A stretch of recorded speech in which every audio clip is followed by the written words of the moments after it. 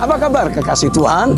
Bersama kembali dengan saya, Pastor Stephen Agustinus. Dan kali ini saya bersama dengan rombongan kecil dari Indonesia melakukan perjalanan wisata ke Turki, khususnya ke 7 tempat yang secara spesifik disebutkan di dalam kitab Wahyu.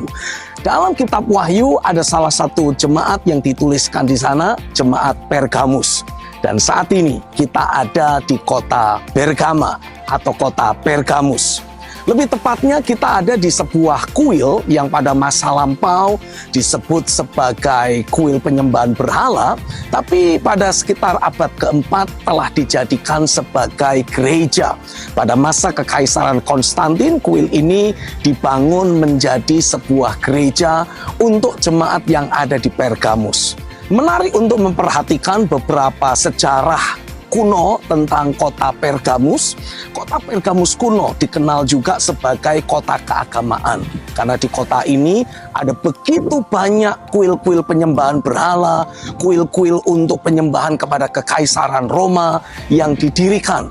Dan itu sebabnya tempat ini juga disebut dengan sebutan tahta iblis. Itu sebabnya kalau kita membaca di dalam kitab Wahyu pasal yang kedua ayat yang ke-13, Alkitab menuliskan, "Aku tahu di mana engkau diam, yaitu di sana, di tempat tahta iblis. Dan engkau berpegang kepada namaku, dan engkau tidak menyangkal imanmu kepadaku, juga tidak pada zaman Antipas, saksiku yang setia kepadaku, yang dibunuh di hadapan kamu, di mana iblis diam." Jadi salah satu alasan kenapa Tuhan menyebut kota Pergamus sebagai tahta iblis, karena ternyata di kota ini ada begitu banyak tempat-tempat ritual dan ada begitu banyak tempat penyembahan yang dibangun pada masa Kekaisaran Romawi kuno dan dari sejak masa sebelumnya. Dan kemudian gereja Tuhan ada di kota ini.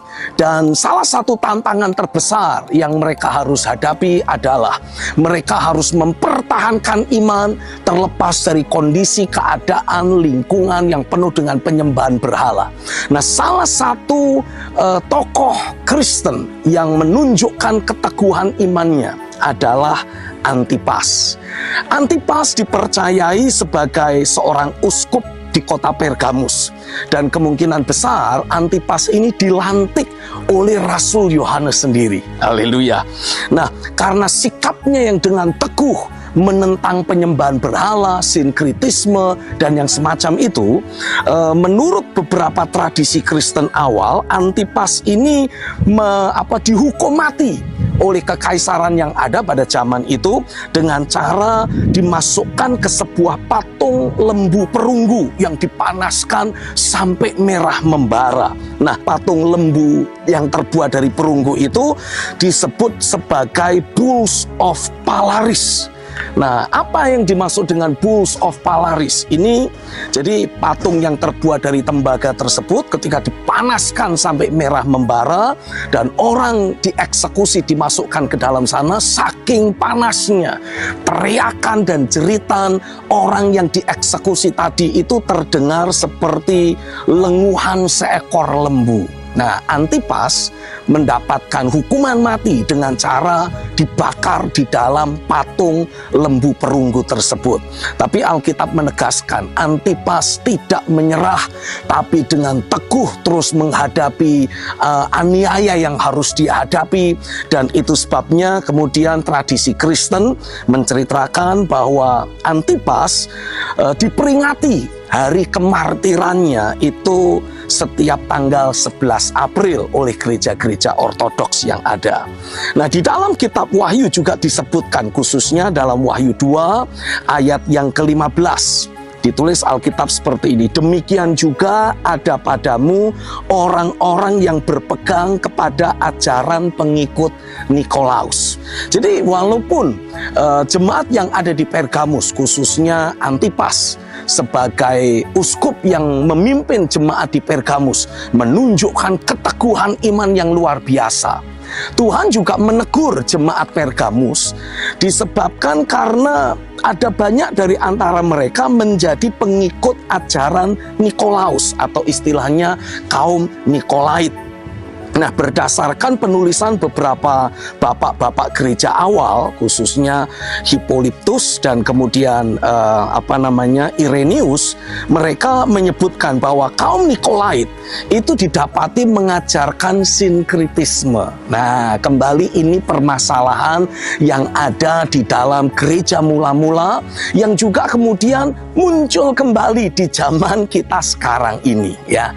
Ada banyak gereja-gereja yang tanpa mereka sadari mulai mengajarkan sinkritisme, percampuran antara kekristenan dengan aspek-aspek lahiriah, aspek-aspek manusiawi, aspek-aspek duniawi atau kedagingan, dan dibalut dengan sebuah doktrin atau ayat-ayat Alkitab, tapi dengan dilencengkan sedikit saja.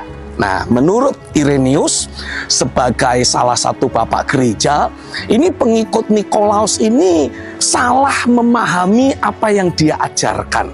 Sehingga kemudian sebagai seorang tokoh yang cukup disegani, Nikolaus memiliki banyak pengikut yang kemudian juga melenceng. Nah, saya ingin memberikan sebuah warning untuk kita sebagai orang-orang percaya yang ada di Indonesia.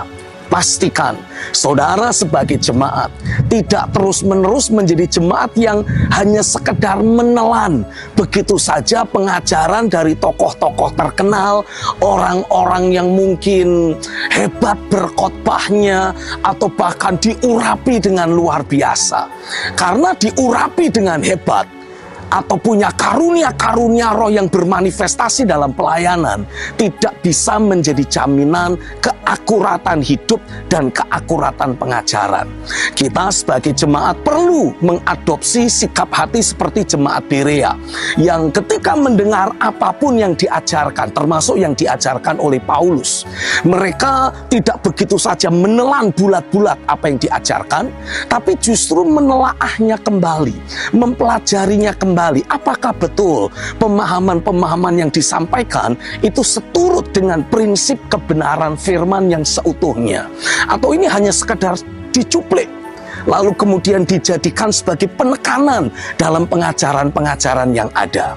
Hari ini saya mau tegaskan buat saudara, jemaat Pergamus pernah mengalami masa-masa di mana tangan Tuhan bekerja dengan hebat di tengah jemaat ini.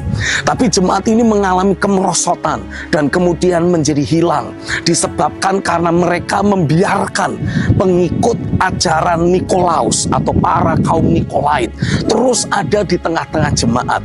Inilah saatnya untuk setiap kita sebagai jemaat, khususnya para pemimpin, betul-betul memastikan ketika kita mengajar, ketika kita berkhotbah, message, berita yang kita bagikan selalu berpusatkan kepada Kristus. Dan setiap khotbah yang kita bagikan harus betul-betul didasarkan pada prinsip kebenaran firman.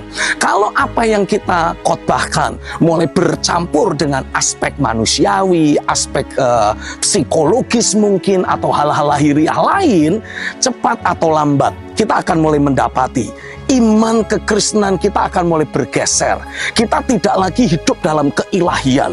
Padahal Tuhan menghendaki sebagai orang percaya kita terus hidup di dalam keilahiannya. Tidak boleh ada aspek manusiawi, aspek lahiriah, apalagi aspek duniawi dan kedagingan yang kita biarkan bercokol dalam hidup kita. Karenanya kita mendapati Alkitab dengan tegas memberikan penjelasan kepada kita. Tuhan menegur para pengikut Nikolaus karena dipercayai oleh para bapak gereja bahwa Nikolaus ini mengajarkan sinkritisme. Karena kalau kita baca dalam ayat berikutnya, dalam ayat yang ke-14 dan ayat yang ke-15, Alkitab menceritakan bahwa pengajaran Nikolaus tersebut dikaitkan dengan apa yang dilakukan Bileam pada zaman Raja Balak menginginkan mengutuki bangsa Israel. Ya, kita baca dalam Wahyu 2 ayat 14 sampai 15, tetapi aku mempunyai beberapa keberatan terhadap kamu. Di antaramu ada beberapa orang yang menganut ajaran Bileam, yang memberi nasihat kepada Balak untuk menyesatkan orang Israel supaya mereka makan persembahan berhala dan berbuat zina. Demikian juga ada padamu orang-orang yang berpegang pada pengajaran pengikut Nikolaus.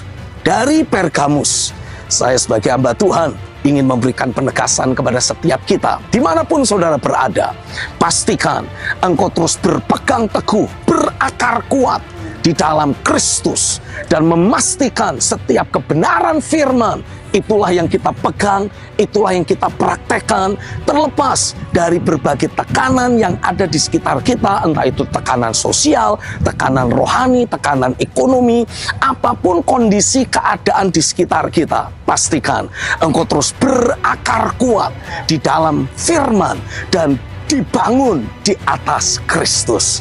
Bersama dengan seluruh rombongan yang ada di Pergamus dari Indonesia, kami menaikkan sebuah doa. Biarlah kuasa kebenaran, kuasa firman akan terus terbangun kuat dalam hidupmu, dan api pekerjaan Roh Kudus terus menyala dalam batinmu. Jangan biarkan sinkritisme, percampuran memadamkan roh kita. Biarlah personal revival, api kebangunan rohani yang secara pribadi dialami oleh setiap orang percaya terjadi dalam hidupmu. Aku deklarasikan di dalam nama Yesus, api kebangunan rohani, api cinta mula-mula terus ada dalam hidupmu, terus berkobar dalam batinmu, dan membawa engkau makin berakar kuat di dalam Kristus, berbuah lebat buat kerajaan sorga. Bangkitlah dan jadilah terang. Dari Pergamus, saya sampaikan kepada saudara, keep on fire, dan mari kita nyatakan Kristus sebagai penguasa atas bangsa-bangsa. God bless you, we love you. Mwah.